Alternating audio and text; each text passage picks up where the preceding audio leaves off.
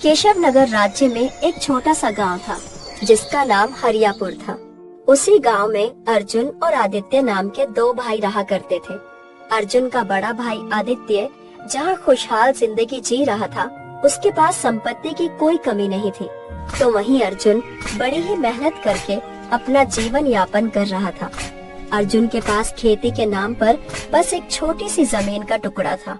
एक दिन की बात है, अर्जुन सुबह के समय अपने खेत में जाने की तैयारी कर रहा था कि तभी उसकी पत्नी रुक्मणी उससे बोली, हमारी शादी को 5 साल हो गए हैं, लेकिन अभी तक हम संतान के सुख से वंचित हैं। अपनी पत्नी की बात सुनकर अर्जुन मुस्कुराता हुआ बोला, चिंता मत करो रुक्मणी, सब भाग्य का खेल है। अगर हमारे भाग्य में संतान लिखी होगी तो वो जरूर आएगी। मैं आपकी बात समझती हूँ, लेकिन गांव वाले नहीं समझते। आप नहीं जानते, जब गांव वाले मुझे बांझ कहकर चिढ़ाते हैं तो मुझे कितनी तकलीफ होती है। उनकी बातों पर ध्यान मत दिया करो रुक्मणी। अब बड़े भैया आदित्य को ही देख लो, उनके विवाह को भी 7 वर्ष हो चुके हैं, मगर वो भी अब तक संतान के सुख से वंचित हैं। तुम्हारे भैया इस गांव में सबसे ज्यादा धनवान हैं। उनके पास अनाज के भंडार हैं। गांव वाले उनका बहुत ज्यादा सम्मान करते हैं। भला कोई उनसे कहने की हिम्मत क्यों करेगा। अपनी पत्नी की बात सुनकर अर्जुन चुपचाप अपने खेत की ओर बढ़ गया। रुक्मणी ने सही कहा था कि आदित्य का रुतबा गांव में किसी राजा से कम नहीं था, लेकिन आदित्य का स्वभाव अर्जुन के बिल्कुल विपरीत था। आदित्य अपनी हवेली में गहरी सोच में डूबा हुआ था कि तभी आदित्य की पत्नी चंद्रलेखा वहां आ पहुंची और आदित्य की ओर देखकर बोली, कौन सी गहरी सोच में डूबे हुए हो? चंद्रलेखा, कभी कभी सोचता हूँ कि मेरे इतने धनवान होने का क्या फायदा। ये कैसी बातें कर रहे हैं आप? शायद आप भूल रहे हैं, आज हमारा इस गांव में जो मान सम्मान और रुतबा है वो केवल आपके धन की वजह से है। हमारे विवाह को 7 वर्ष हो चुके हैं चंद्रलेखा, लेकिन अभी तक हम संतान के सुख से वंचित हैं। सोचता हूँ कि मेरे बाद मेरी इतनी बड़ी संपत्ति को आखिर कौन संभालेगा। मुझे विश्वास है कि हमारी संतान एक न एक दिन जरूर होगी। अपनी पत्नी चंद्रलेखा की बात सुनकर आदित्य मुस्कुराता हुआ बोला, मैं तो बस भगवान से यही प्रार्थना करता हूँ कि वो जल्दी से मुझे एक पुत्र का पिता बनने का सौभाग्य दे दे।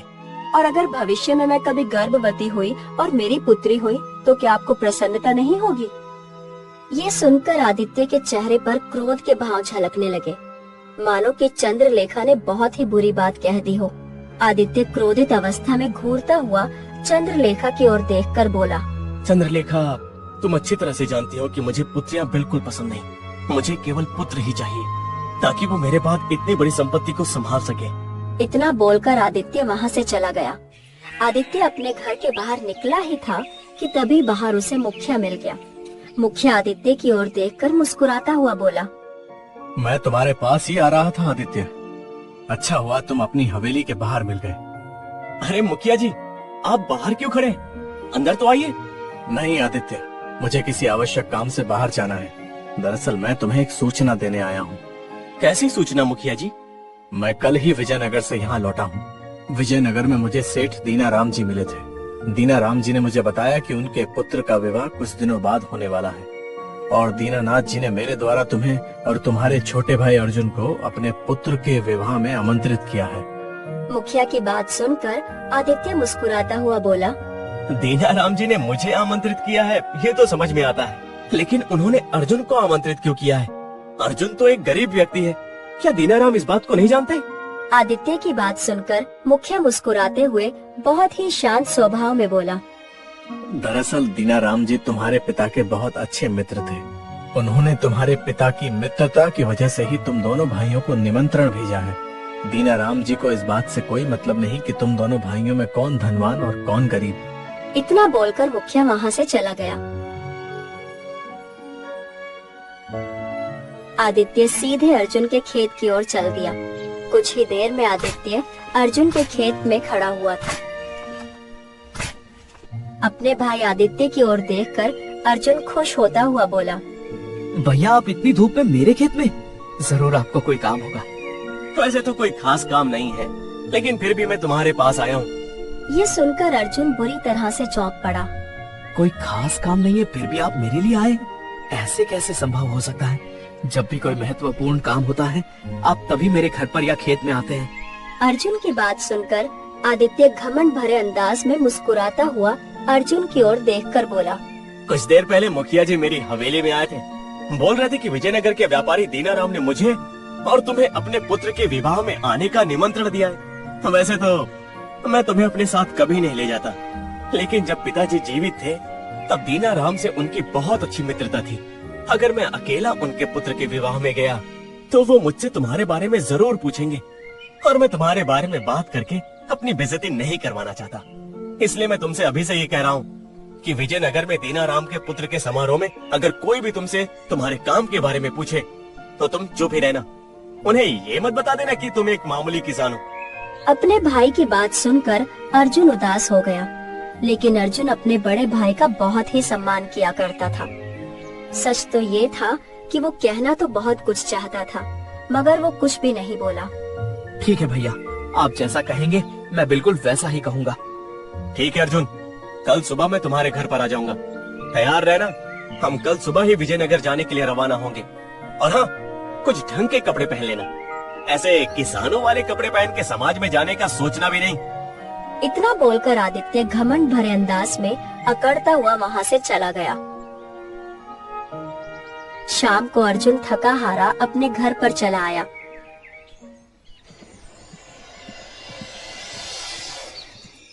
और अपनी पत्नी रुक्मणी की ओर देखकर बोला। तुम्हें पता है रुक्मणी, आज दोपहर में आदित्य भैया मेरे खेत में आए थे। ये सुनकर रुक्मणी बुरी तरह से चौंक पड़ी। तुम्हारे भैया खेत में आए थे, भला उन्हें तुमसे ऐसा क्या काम पड़ गया? जहाँ तक मैं जानती हूँ वो तो तुम्हें हमेशा बेइज्जत करते रहते हैं। अर्जुन अपने और आदित्य के बीच की सारी वार्तालाप रुक्मणी को बताता हुआ बोला। कल भैया सुबह सुबह आ जाएंगे, कल मुझे उनके साथ जाना होगा। अर्जुन, तुम्हारे भैया को कोई अधिकार नहीं है तुम्हारी गरीबी होने का ताना देने का। क्या तुम्हारे भैया को पता नहीं है कि हम किस स्थिति में जूझ रहे हैं? उसके बाद भी उनकी हिम्मत कैसे हुई कि ढंग से कपड़े पहन लेना? और तुम आखिर अपने बड़े भैया से कुछ कहते क्यों नहीं हो? रुक्मणी, पिताजी ने मुझे एक वचन दिया था कि अपने बड़े भाई को हमेशा पिता के समान ही समझना। मैं बस अपने पिताजी को दिया हुआ वचन निभा रहा हूँ। अर्जुन की बातें सुनकर रुक्मणी चुप हो गई। अगले दिन आदित्य सुबह ही अर्जुन के घर पर आ गया। अर्जुन अपने घर के बाहर आदित्य का ही इंतजार कर रहा था। आदित्य अर्जुन की ओर देखकर बोला। हम कनिष्क के जंगल से होते हुए केशवनगर की सीमा पर पहुंचेंगे और वहां से घोड़ा गाड़ी पकड़कर विजयनगर की ओर रवाना हो जाएंगे।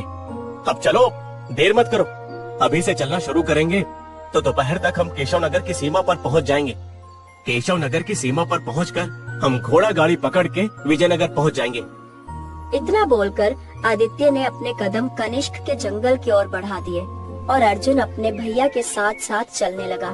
कुछ घंटे पैदल चलने के बाद वो दोनों बुरी तरह से थक चुके थे।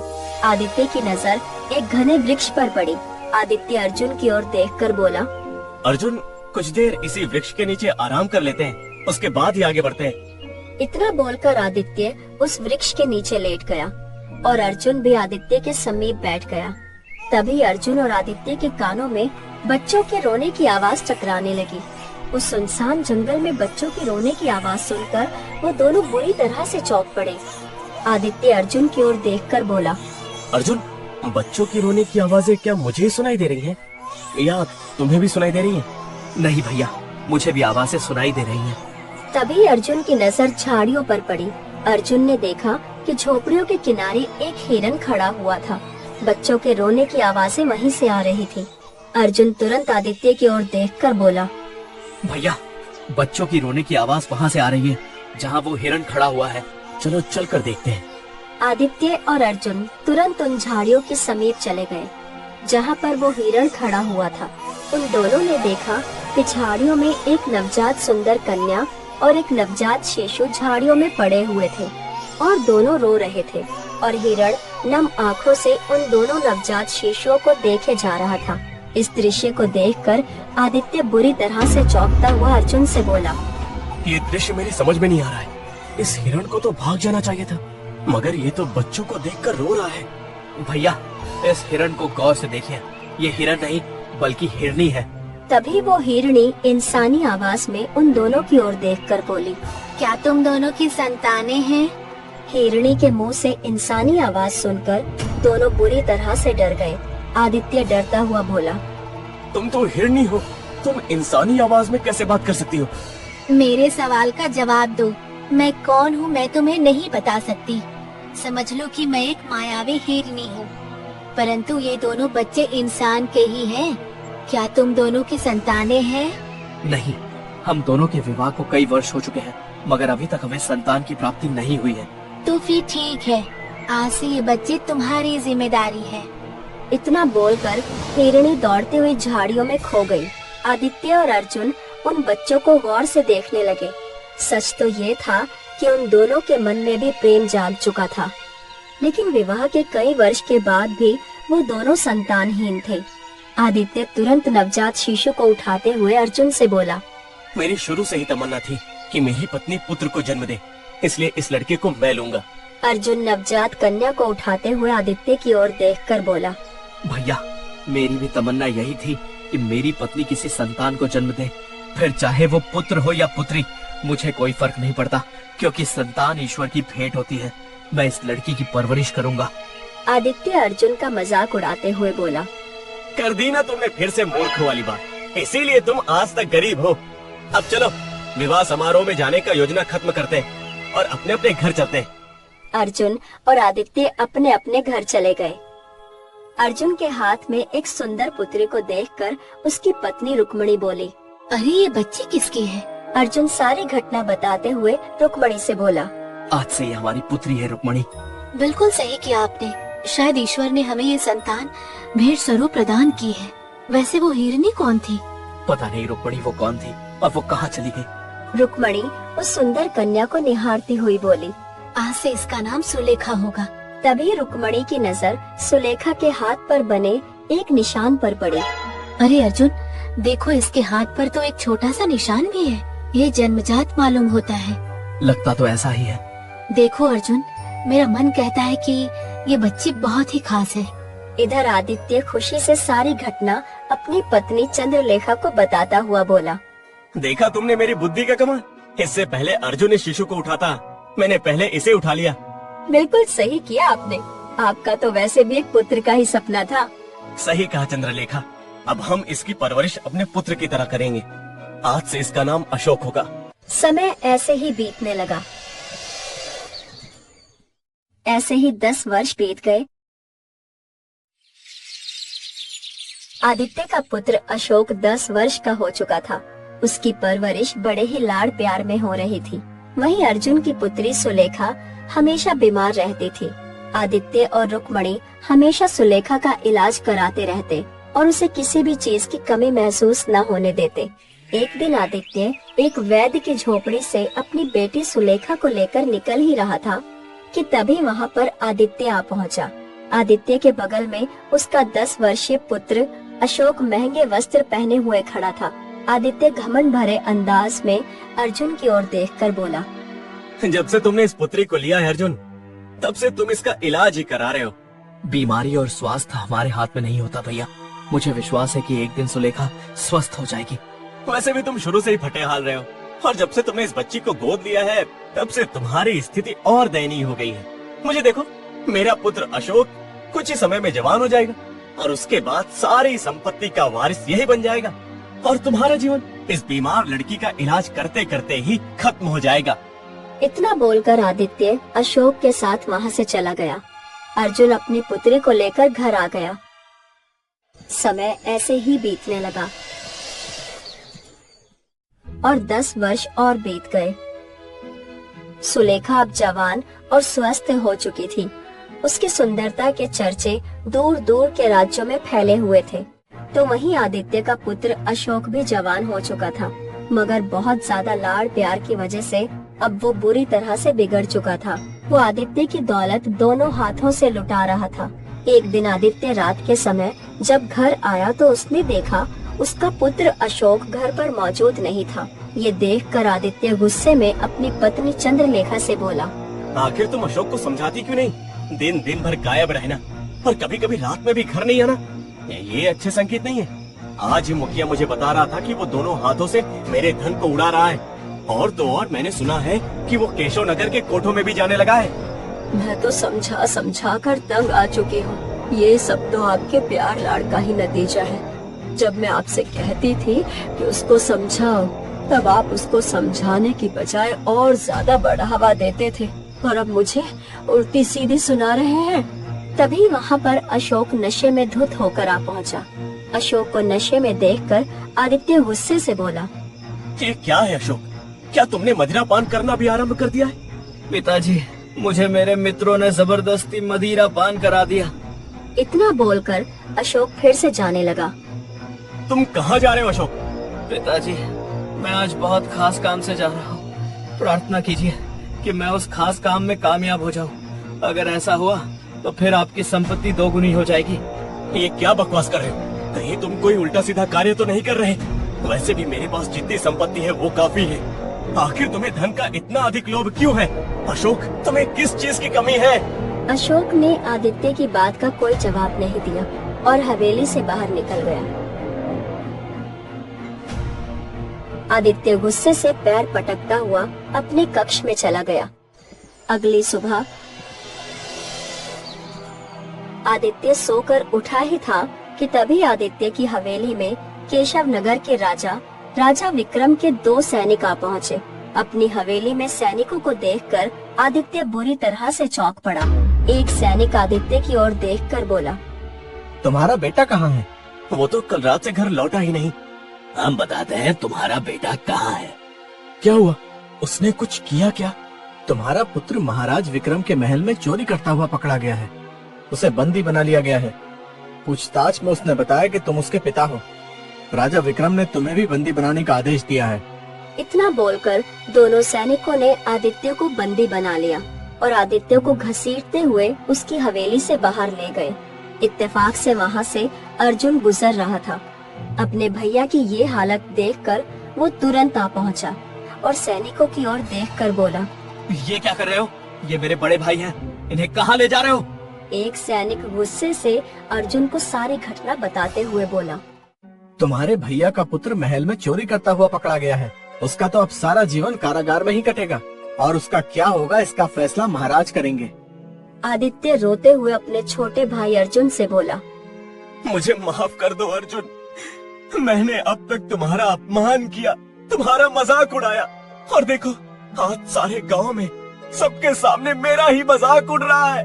मैंने 20 वर्ष पहले ये सोचकर पुत्र को उठाया था कि वो मेरी संपत्ति को संभालेगा, मगर इसका उल्टा हुआ। शायद ये मेरे गुनाहों की सजा है। ये कैसी बातें कर रहे हैं भैया? सही कह रहा हूँ अर्जुन। भाग्य का खेल तो देखो, मैंने पुत्र को उठाया और मैं इस हाल में हूँ। तुमने पुत्री को उठाया, फिर भी तुम्हारे चेहरे पर संतोष झलक रहा है, क्योंकि तुमने अपनी पुत्री को अच्छे संस्कार दिए, जो शायद मैं अशोक को देना भूल गया। आप चिंता मत करिए भैया, मैं अशोक और आपको सही सलामत गांव तक ले जाऊंगा। मैं आपको वचन देता हूँ कि मैं आप दोनों को कुछ भी नहीं होने दूंगा। अर्जुन की बात सुनकर आदित्य की आंखों में आंसू आ गए। सच तो ये था कि उसकी आंखों में पश्चाताप के आंसू थे। वो सैनिक आदित्य को महल की ओर ले गए। अर्जुन दौड़ता हुआ अपने घर आ पहुंचा और सारी घटना अपनी पत्नी रुक्मणी को और सुलेखा को बताते हुए बुरी तरह से खांसने लगा। अर्जुन को खांसते हुए देख उसकी पुत्री सुलेखा तुरंत उससे बोली, पिताजी, आपकी तबीयत वैसे भी कुछ दिनों से ठीक नहीं चल रही। लेकिन सुलेखा, मेरा महल जाना भी आवश्यक है। कहीं महाराज अशोक और भैया को लेकर कड़ा फैसला ना सुना दे। ठीक है पिताजी, लेकिन मैं भी आपके साथ चलूंगी। ठीक है। अर्जुन सुलेखा को लेकर राज दरबार पहुंच गया। राजा विक्रम अपने सिंहासन पर बैठा हुआ था। राजा विक्रम के ठीक बगल में महल के राजगुरु भी बैठे हुए थे। अर्जुन राजा विक्रम की ओर देखकर बोला, मेरा नाम अर्जुन है महाराज। आज सुबह ही आपके सैनिक मेरे भैया को बंदी बनाकर ले गए हैं। कहीं तुम्हारे भैया का नाम आदित्य तो नहीं? हाँ महाराज। उन्हें बंदी बनाने का आदेश मैंने ही दिया है।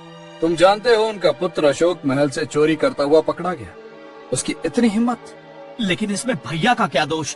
जब पुत्र बुरे कार्य करता है तो उसमें पिता का भी बराबर दोष होता है। इतना बोलकर राजा विक्रम अपने सिंहासन से उठकर खड़ा हो गया और धीरे धीरे कदमों से चलता हुआ अर्जुन और सुलेखा के करीब खड़ा होकर सुलेखा को बहुत गौर से देखने लगा। उसकी ओर बहुत गौर से देखते हुए सुलेखा राजा विक्रम से बोली, क्या हुआ महाराज, आप मुझे इतनी गौर से क्यों देख रहे हैं? न जाने क्यों तुम्हारा चेहरा काफी जाना पहचाना लग रहा है। सच तो ये है कि तुम्हारा चेहरा मुझे अपनी पत्नी की याद दिलाता है। राजा विक्रम ने इतना कहा ही था कि तभी उसकी नजर सुलेखा के हाथ पर पड़ी, जिस पर एक निशान बना हुआ था। उस निशान को देखकर राजा विक्रम पूरी तरह से चौंकता हुआ सुलेखा से बोला, तुम्हारे हाथ में ये निशान कैसे आया? महाराज, ये निशान तो मैंने बचपन से देखा है। तभी राजा विक्रम अर्जुन की ओर देखकर बोला, ये किसकी पुत्री है? महाराज, ये मेरी पुत्री है। झूठ मत बोलो, इसके हाथों का निशान बता रहा है कि ये तुम्हारी पुत्री नहीं है। मुझे सच सच बताओ, आखिर ये किसकी पुत्री है? राजा विक्रम की बात सुनकर राजगुरु धीरे धीरे कदमों से चलते हुए अर्जुन के पास आकर खड़े हो गए और अर्जुन की ओर रहस्यमयी नजरों से देखकर बोले, देखो अर्जुन, घबराने की जरूरत नहीं है, सच बताओ कि किसकी पुत्री है। अर्जुन राजगुरु और राजा विक्रम को 20 वर्ष पुरानी सारी घटना बताने लगा। अर्जुन जैसे जैसे उस घटना को बता रहा था, राजा विक्रम और राजगुरु के चेहरे पर गंभीर भाव आते जा रहे थे और उनके चेहरे पर एक खुशी भी झलक रही थी। कुछ देर बाद अर्जुन सारी घटना बताकर चुप हो गया। तभी राजा विक्रम की आंखों से आंसू बहने लगे।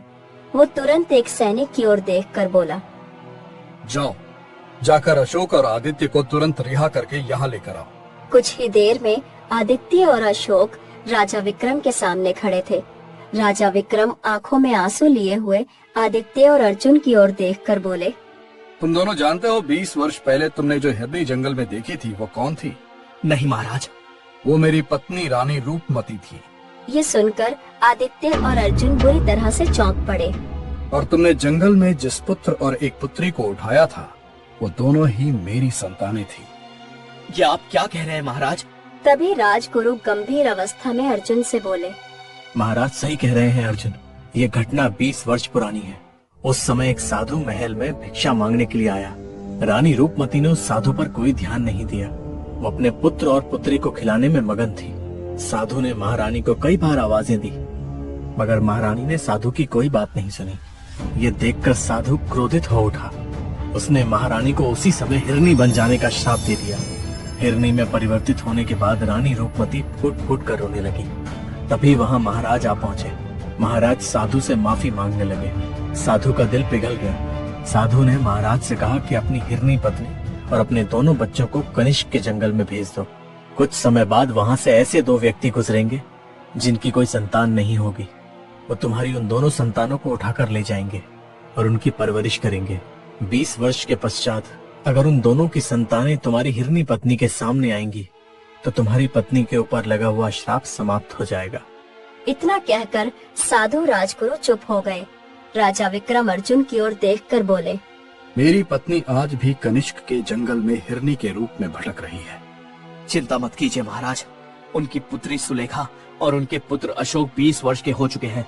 चलिए महारानी को असली रूप में वापस ले आते हैं। कुछ देर में वो सब कनिष्क के जंगल में खड़े हुए हिरनी को खोज रहे थे। कुछ ही देर बाद एक हिरनी झाड़ियों से निकलते हुए अशोक और सुलेखा के सामने खड़ी हो गई।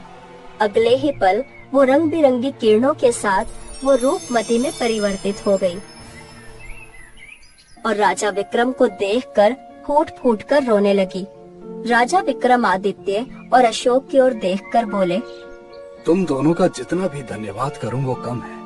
तुम दोनों की वजह से मेरी पत्नी श्राप से मुक्त हुई है। इतना बोलकर राजा विक्रम सुलेखा और अशोक की ओर देखकर बोले, तुम दोनों मेरी संतानें हो। तुम्हारी जगह गांव में नहीं बल्कि महल में है। अशोक, जिसका दिल अब बदल चुका था, वो रोते हुए राजा विक्रम से बोला, नहीं महाराज, मेरे असली पिता तो आदित्य ही हैं और वही रहेंगे। मैं इनसे अलग नहीं हो सकता। और मेरे पिताजी हमेशा अर्जुन ही रहेंगे। तभी राजगुरु मुस्कुराते हुए उन दोनों से बोले, और अगर सब एक साथ रहे तो कैसा रहेगा? ये सुनकर सभी चौंक पड़े। आप कहना क्या चाहते हैं? तुम सब आज से मेरे ही महल में रहोगे, मेरी ही छत्र छाया में। इससे ना तुम अपनी संतानों से अलग होगे और ना ही मैं। राजा विक्रम की बात सुनकर वहाँ मौजूद सभी लोग मुस्कुराने लगे और उस दिन के बाद वो सभी एक परिवार की तरह राजा विक्रम के महल में रहने लगे।